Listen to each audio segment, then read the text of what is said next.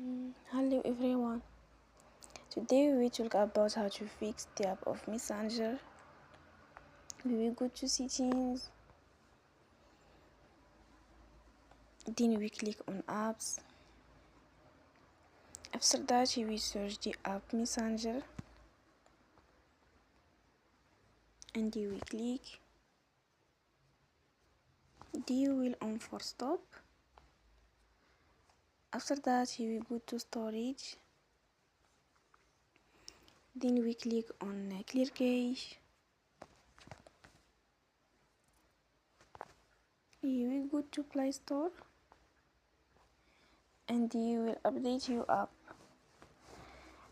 Don't forget to support us by like and subscribe. See you next time and thank you for watching.